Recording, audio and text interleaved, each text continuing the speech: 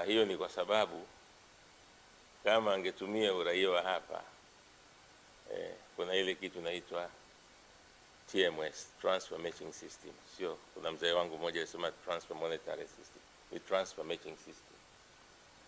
Ile transfer matching system isingekubali kwa sababu data za mchezaji fulani na huku lazima ziwiane, ndio transfer inatokea. Sasa uwezi kuwa huku ni mwingine, huku ni Mtanzania ukaweza kuhama, hilo haitatokea. Kwa hiyo yote hayo tuliyahoji, haya kupata majibu. Tumeomba review, lakini hatutaishia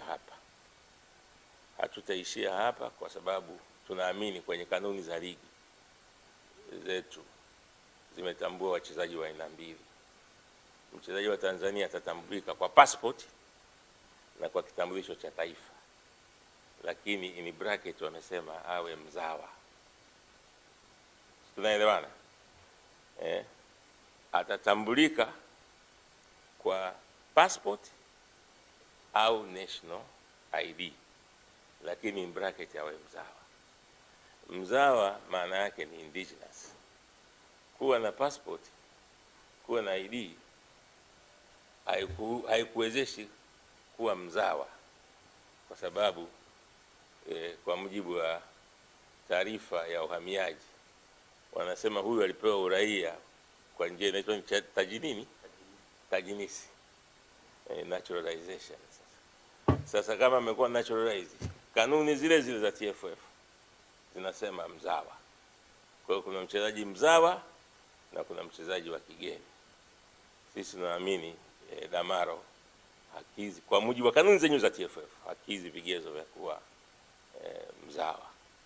Kwa hiyo yote haya tumeyahoji, lakini kamati ya sheria na hadhi ya wachezaji hawakuyajibu hayo. Kwa hiyo tunaandika review na kuweza kuomba.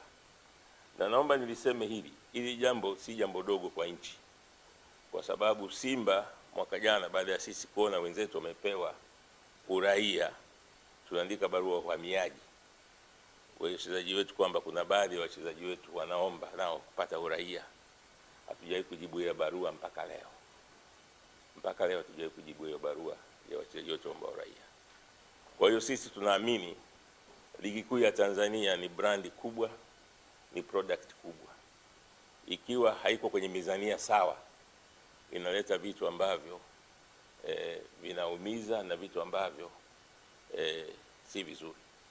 Kwa hiyo jambo hili sio tu tunaenda kasi baada ya review kama tutapata tunayotaka, tunaandikia pia FIFA, kwa sababu tunaamini kuna fraud. Fraud kwa Kiswahili inasemaje? Fraud tunasemaje kwa Kiswahili? Ni udanganyifu.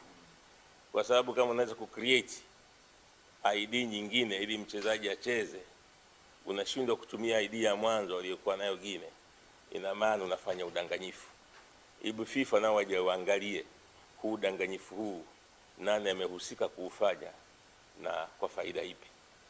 Kwa hiyo hili jambo si dogo, ni jambo kubwa. Sisi tunalewa tu uraia ili achezee klabu, asichezee timu ya taifa.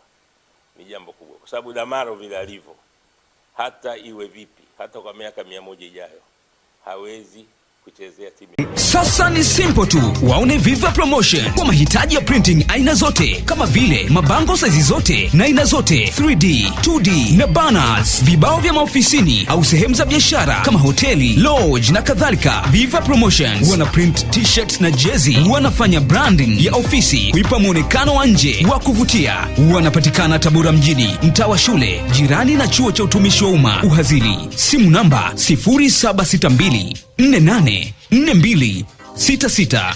Instagram @viva_promotion.